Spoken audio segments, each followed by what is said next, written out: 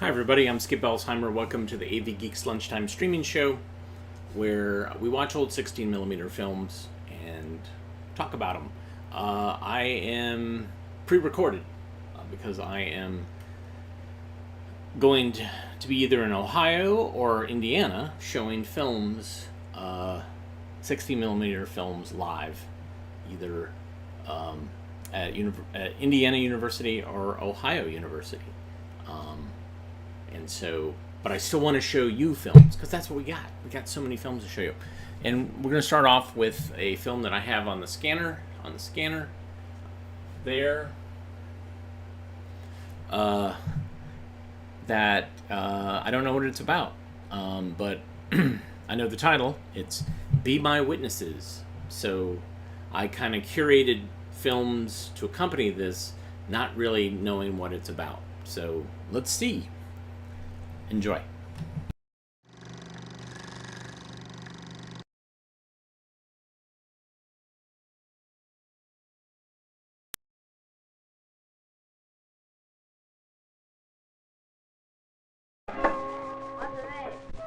The Christian Church has had a mission to all the world, a mission in obedient response to the words of Jesus Christ. You must go out to the whole world and preach to every creature. Lord, I know you said that 2,000 years ago, but today's today. Any more of missionary. Now, the days of missions and missionaries are over. Being a missionary just isn't a wise investment. You must go out to the whole world and proclaim the gospel to every creature.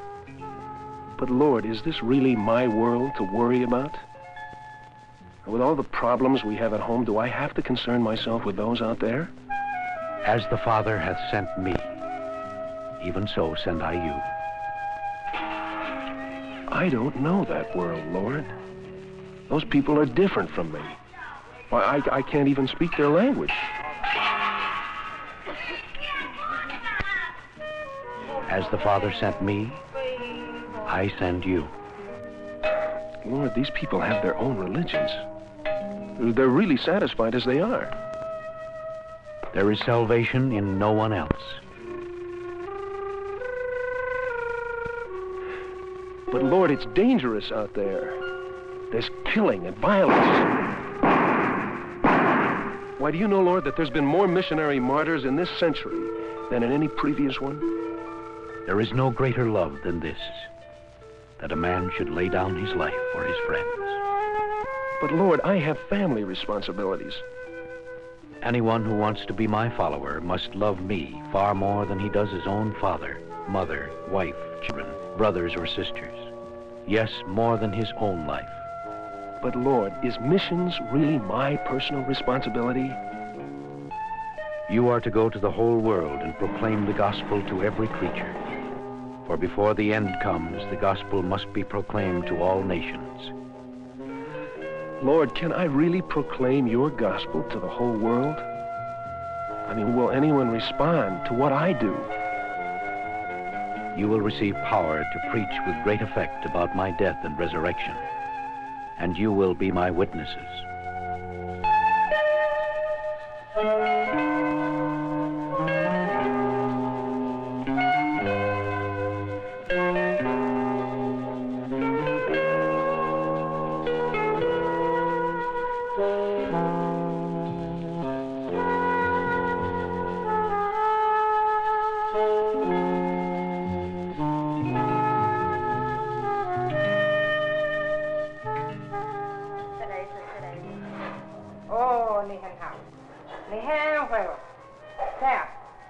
We often sell missions short, so to speak. We don't recognize that these missionaries are making a tremendous contribution to the total maturing of these underdeveloped countries, where every kind of educational and medical help is of significant value. The coming of the gospel, with its concerns for the total needs of man, regardless of race, creed, or color, has contributed to the development of nationalism and political revolution. Since independence came to Congo in 1960, many missionaries in that country have repeatedly been forced to evacuate to safety. The Christians, the Africans with whom we worked, just could not understand why we had to flee. They used to quote to us that only the hireling flees, but the good shepherd stays with the flock. One missionary who refused evacuation was Dr. Paul Carlson. His death has had profound effect upon the work of Christ in Africa. Despite the tensions of political turmoil, the church is growing. During the past year, over 4,000 persons have been baptized and received into the Church of Christ in the Ubangi. Latin America, a hotbed of political revolution, is also undergoing spiritual revolution. For the first time, Catholic churches throughout Latin America are encouraging the Latin to study the Holy Scriptures. Missionaries of all denominations are now finding new opportunities to share the gospel with the people whom they serve.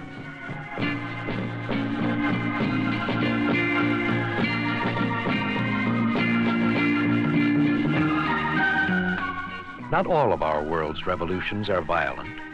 Some are taking place quietly in the minds of men, as young people all over the world unite in a quest for knowledge, as young people challenge the traditions and customs of their past.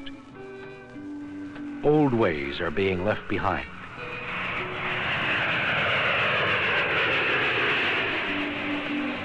Cultures are changing.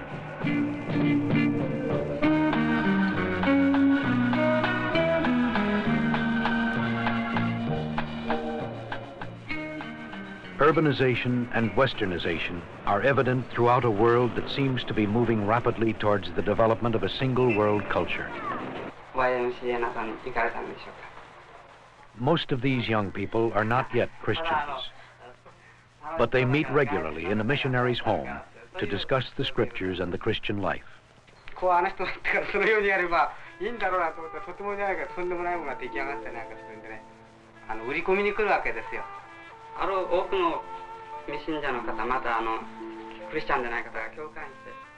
In Japan, as in many cultures, becoming a Christian is very difficult.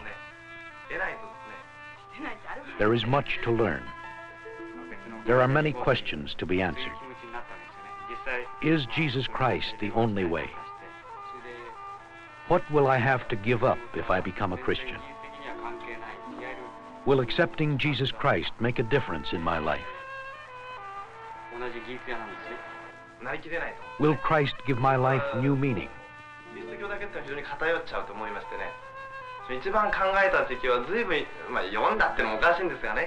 Those who have already made commitments help to answer these questions and point to Christ, who is the answer. And once committed, the reality of their newfound faith is soon evident in a real desire to share with others what Jesus Christ has done for them.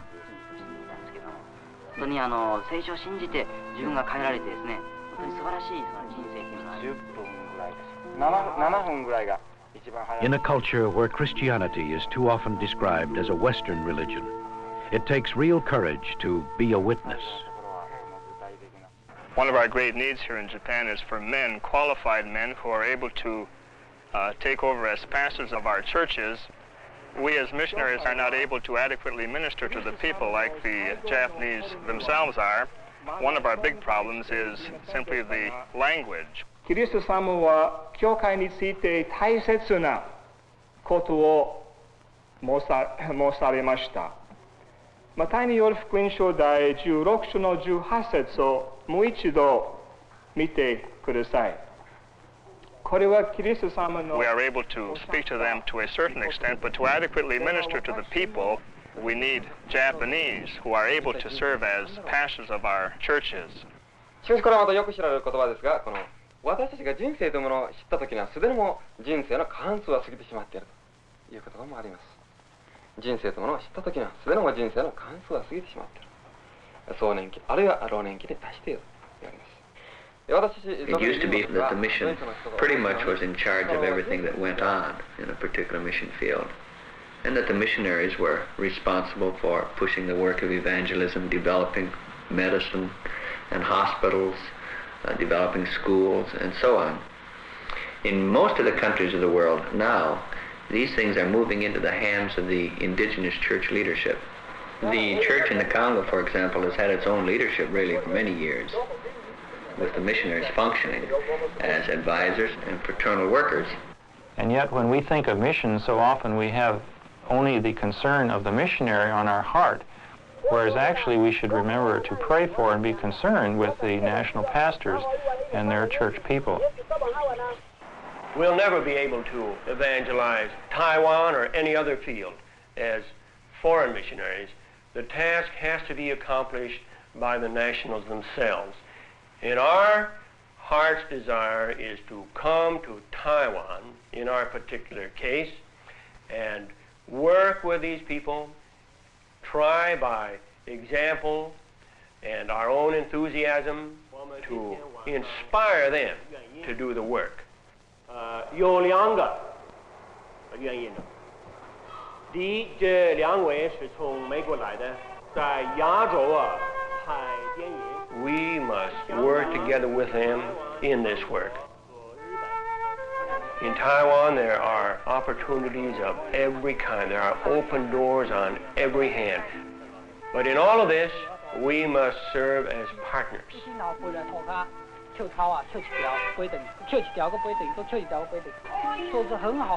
That is to say, we're no longer our brother's keeper. We must be our brother's brother.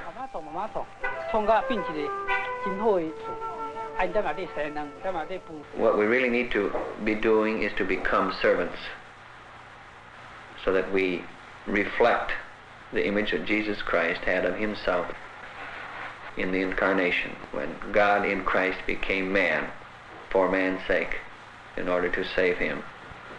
We missionaries today must in a sense become the body of Christ in the world, serving the world so that the world sees Christ in us. And this means that we become our brother's brother and no longer remain as our brother's keeper.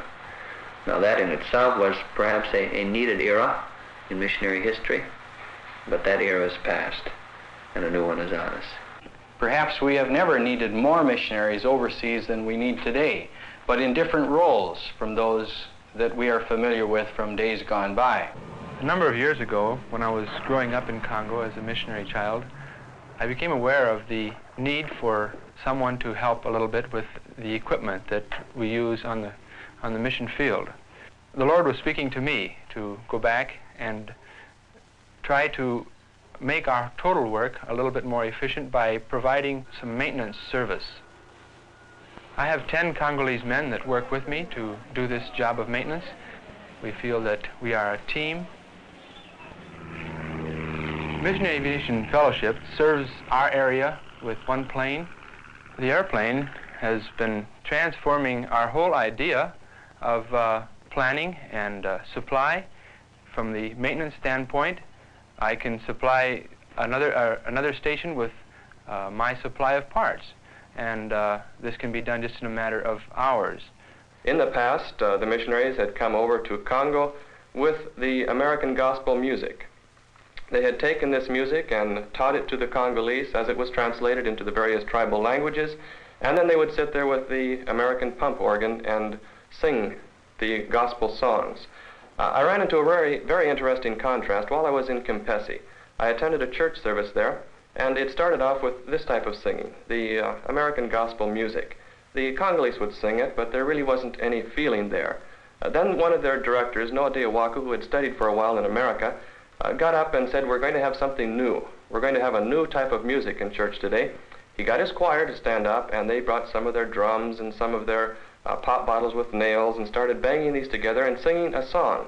And the church loved it. You could see the feet start to tap on the floor, and the Africans were becoming involved. Later, Noah said that this had been a portion of Scripture as it was translated about the resurrection of Christ. And the people were singing in their own native way about the God they loved. I'd like to have you hear just a portion of this tape that we made while in Congo as it was recorded on location at this church service.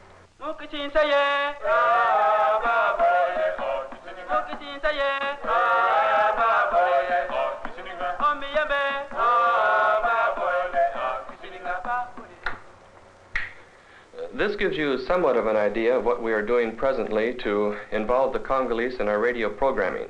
We, of course, have sensed the need of using modern means of reaching these people.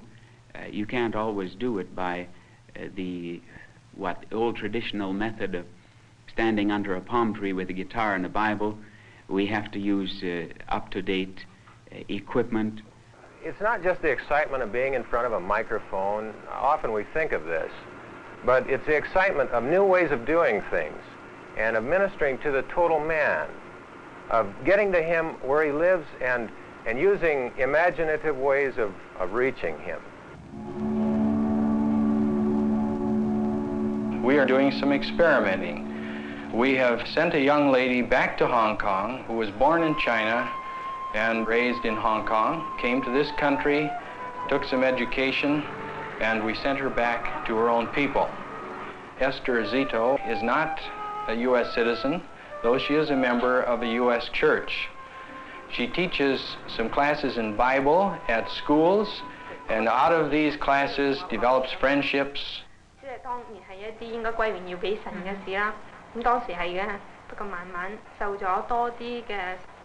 And some of the young people are brought then to the fellowship meetings. She has a fellowship meeting in her apartment at least once a week.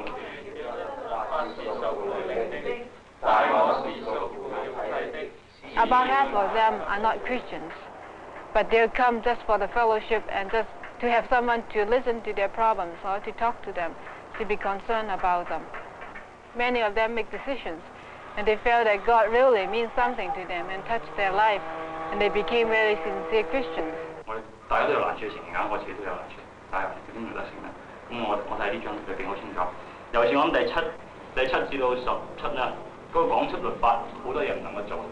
She works also with the Community Services Center under the YMCA in one of the huge resettlement block sections, having 33 block houses and 80,000 people.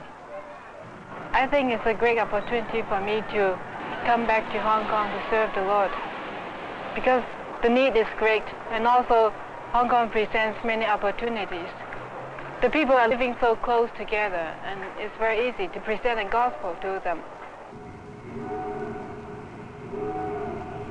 We stand on the threshold of tremendous opportunities in missionary work. And it's exciting because it's different. There's something very thrilling about being freed from representing a particular kind of structure. And be free really to represent one's Lord as one has come to know him personally. Last summer it was my privilege to serve for 3 months as a student missionary in Ecuador. It was inspiring to see the missionaries as they worked. I didn't really feel like I was helping them tremendously, just kind of assisting in small ways, but yet to see the work that they do day after day, year after year, and to realize that something is being accomplished.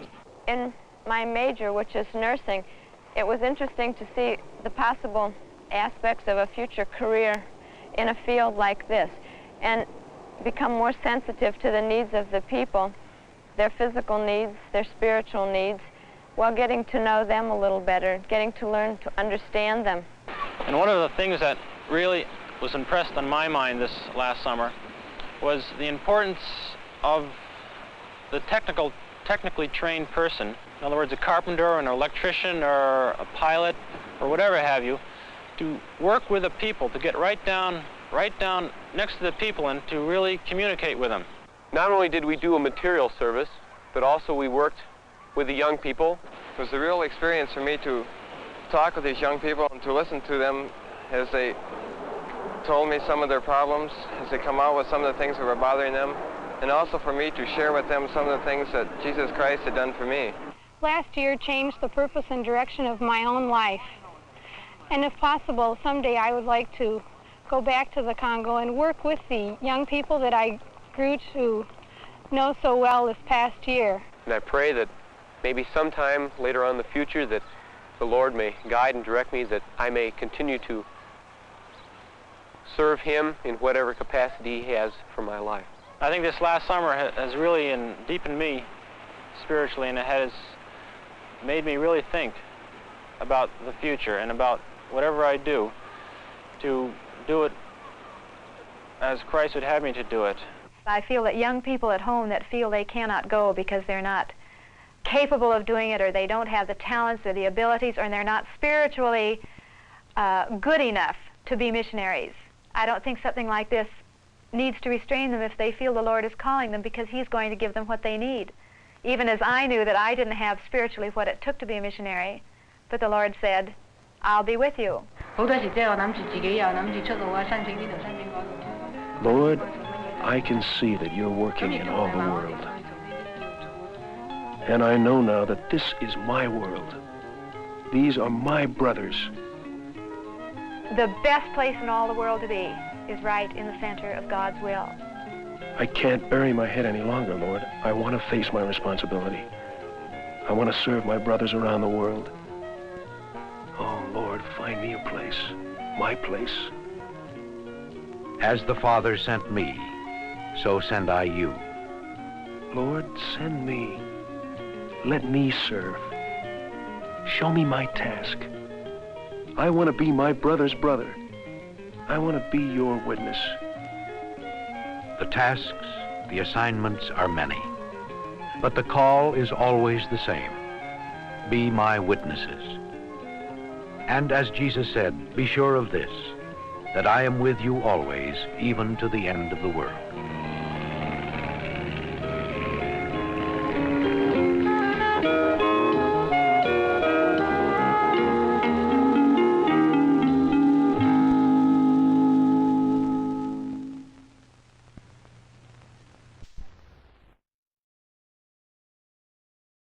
All right, so I think I called that wrong. I was looking, and I programmed stuff related to witnessing and eyes and seeing. So here's witnessing an accident. This is silent, but it's fascinating nonetheless. Enjoy.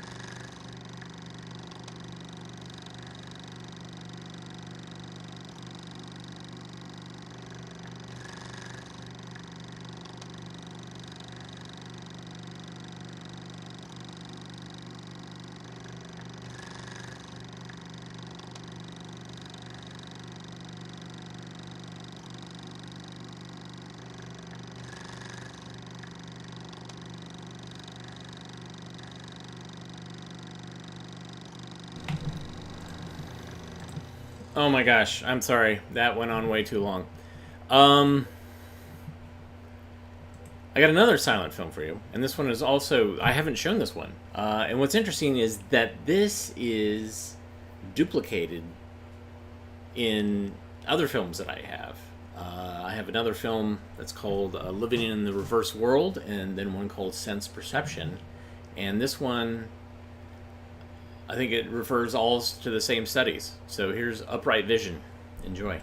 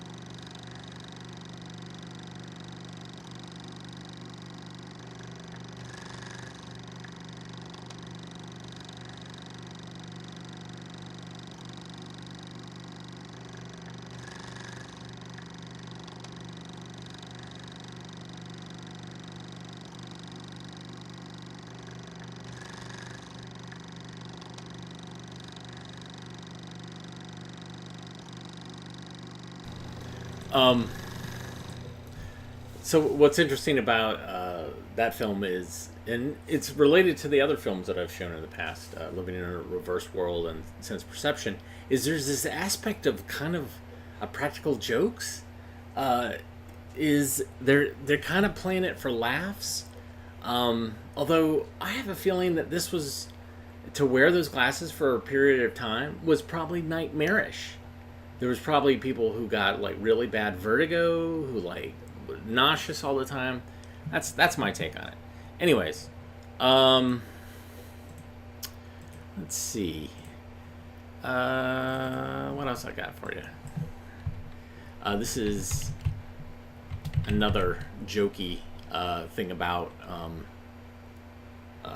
optical illusions.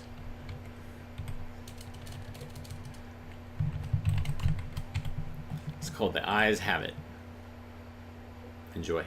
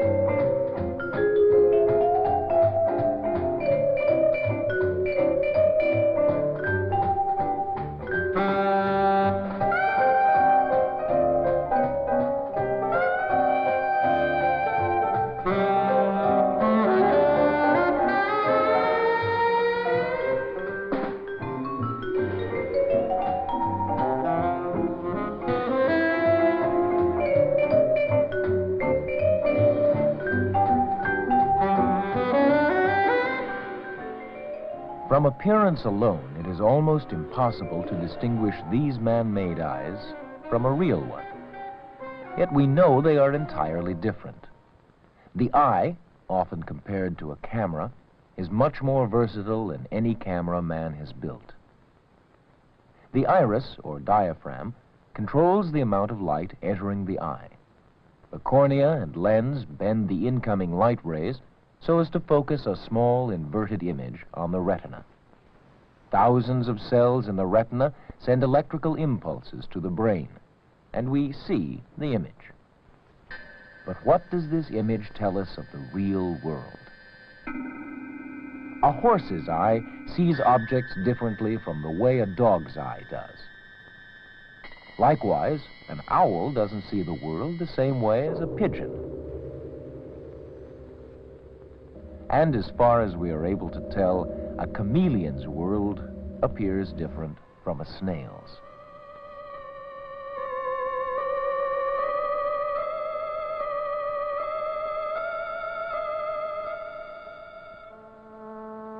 How do you suppose a snail would perceive this scene?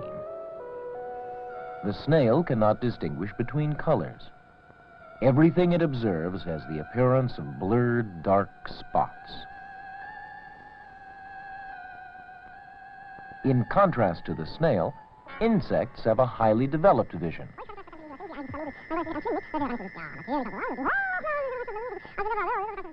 While man sees in whole images, a fly sees thousands of images formed by the many facets of its compound eye.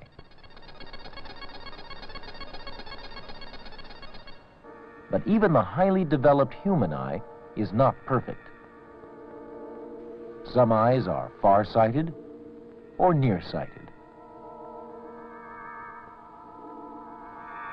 Eyes are also affected by physical stimulation. He actually sees stars.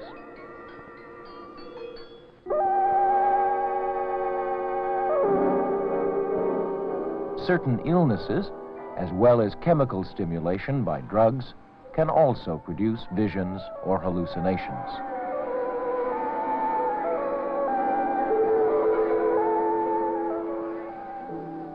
These images, too, are real. But what do they add to our knowledge of the real world? Physical defects in the eye can also cause inaccurate vision. The physician uses a drop of atropine to enlarge the pupil. Then he locates defects photographically. A special camera photographs the retina, which is illuminated by flash.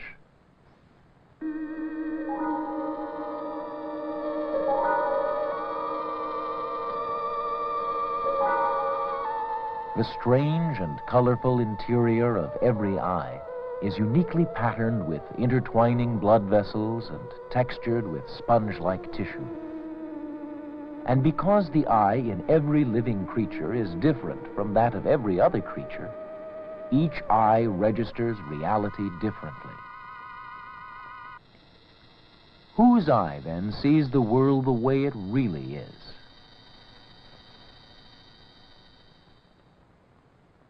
If a person can see numbers in these mixtures of colored dots, we say he is able to distinguish colors.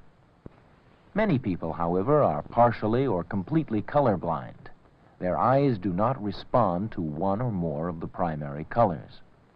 They aren't able to recognize this 5, 68, 8, or...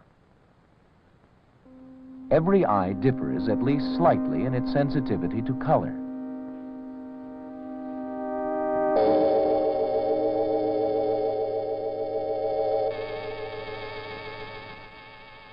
But if we couldn't distinguish between colors at all, our vision would be seriously limited, and so would our grasp of the world around us.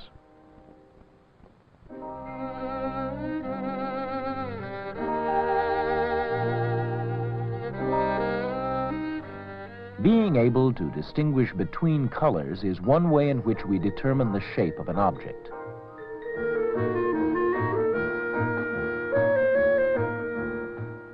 The other way is to notice contrasts between dark and light. By manipulating lightness, darkness, and color, the artist can create patterns which the eye recognizes as something other than simply oils on canvas.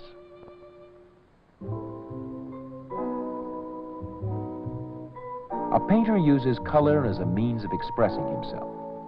To him, the color of an object is one of its most important qualities. But the draftsman sees objects in terms of light and shadow, line and contour. And the sculptor reduces a subject to its basic three-dimensional shape. So who actually sees everything in its entirety? We tend to see only that which relates to ourselves. We are never conscious of everything in our visual field at the same time.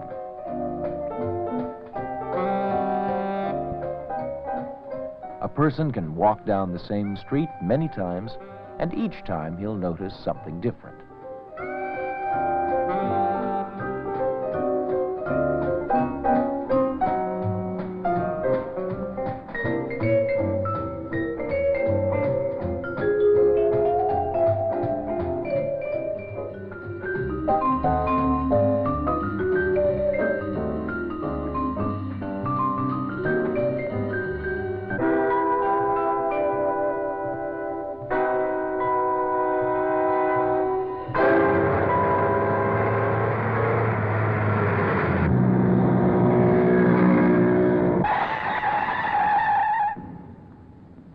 And what about the images we see without the help of our eyes? Images in the world of dreams and fantasies, where real objects have symbolic meanings,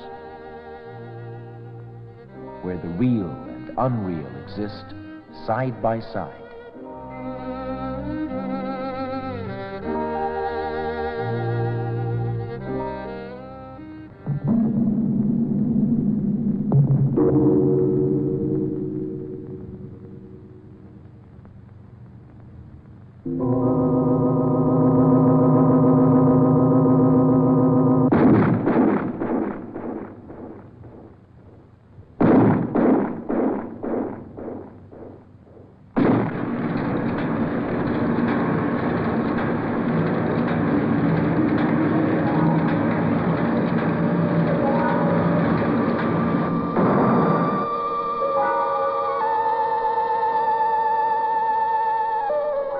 For a blind person, like the poet Homer, the world of imagination is the real world.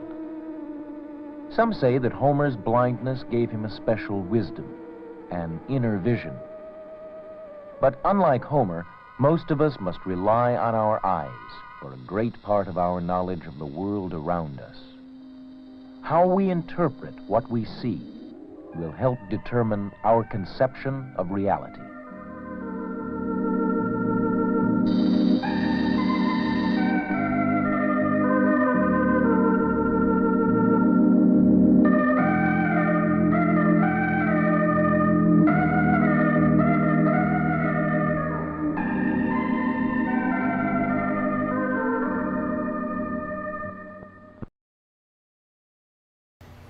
So, maybe I'm going for a theme here. I don't know. Perception, witnessing. What is, so that witnessing an accident was all about how different people in different situations all come up with different ideas of how an accident happened. And then the perception, how your brain is affected by what it's seen and how it eventually converts, and then that there's this weird dissonance in what you see. Then of course that the eyes have it, or do they, is kind of whacked out. But I'm just going to bring it all back with wearing eye protection. Enjoy.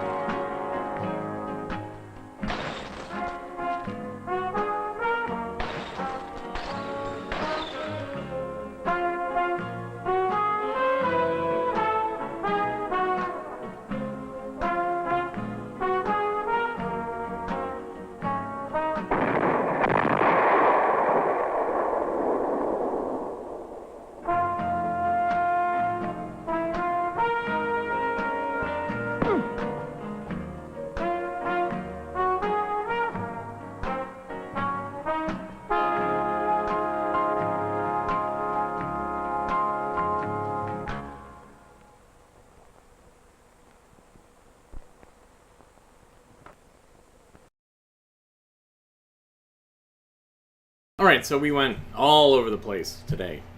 Starting off with a film about Christian missionaries, and then ending up with a beautiful young lady trying to convince you to use eye protection. And that's the way it is here at AV Geeks, and I appreciate you coming along for the journey. And even if it's pre-recorded, I hope that you still enjoyed it, and there were lots of good comments. If you like what you saw, hit the thumbs up. You can pay us via the super thanks. You can go to patreon.com/avgeeks or ko-fi.com, which spells coffee.com phonetically, /avgeeks. Those are ways to donate. But I will see you again very soon, live. I don't know what day it is and when I'm showing this, but whatever the next day is, you can watch and enjoy. Everybody, take care. Have a great rest of your day. We'll see you soon.